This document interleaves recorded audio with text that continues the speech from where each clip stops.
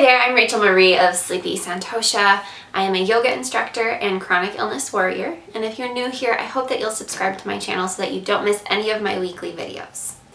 Today we are going to be talking about self-love and how to cultivate self-compassion. The self-love movement has gained a lot of traction recently, but unfortunately we are still battling so many forces that are working against us in our quest to cultivate a healthy and loving internal world. Learning to love yourself means undoing years of psychological programming that tells us that we aren't good enough, that we don't deserve to have good things, that we don't deserve to be loved and cared for. Programming that tells us that we're selfish if we aren't sacrificing every ounce of our energy for other people. Programming that leaves us feeling inferior to others.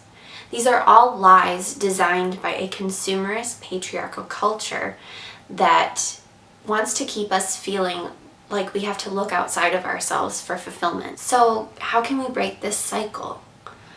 I won't lie to you, it's not easy. Self-love is hard work, really hard work, and a daily practice. But I promise that with time, it does get easier. I have been consciously practicing self-love for the past 2 years, but if I'm being completely honest, there are still some days when the negative self-talk starts to creep up again.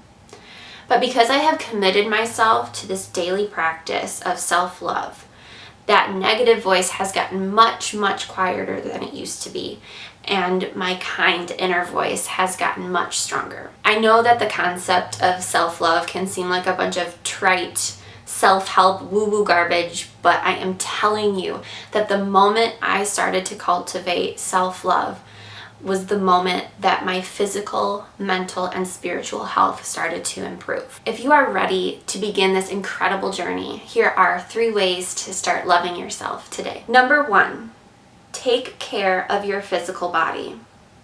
Caring for your physical body is a very logical first step for cultivating self-love. When your physical needs aren't being met, it's going to be very difficult to feel good and happy within yourself.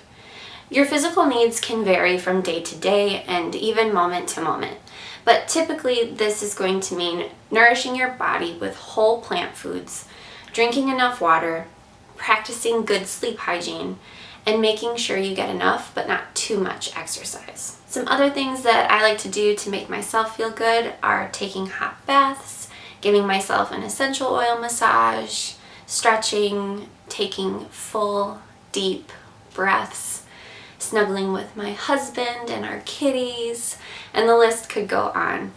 Your list may look different than my list, and that is perfectly okay. Number 2, listen to and honor your feelings. Our emotions are our internal guidance system. They let us know that we are on track. Whenever we experience negative emotion, it's usually a sign that something is out of alignment. When these feelings do come up, acknowledge them. Allow yourself to fully experience them without judging yourself for them.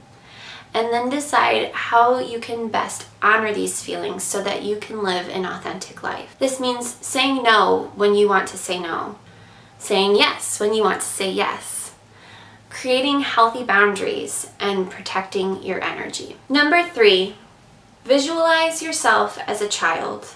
Whenever I am having a particularly hard time loving myself, I will visualize myself as a young, innocent child. And I find that taking this step outside of your adult self and visualizing yourself as a young child can make it easier to feel loving toward yourself.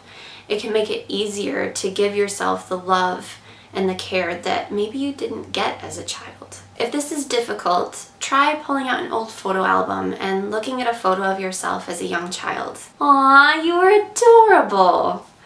And do you want to know something? You still are.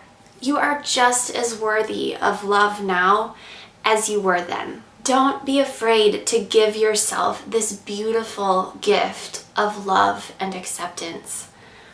It may feel a little weird at first, but I promise you, it can feel so amazing and be so healing. Thank you so much for being here today. If this video has inspired you, I hope that you'll give it a thumbs up so that it can reach more people. And if you have any questions or would like to share your story with me, please leave me a comment below. Sending you so much love. Namaste.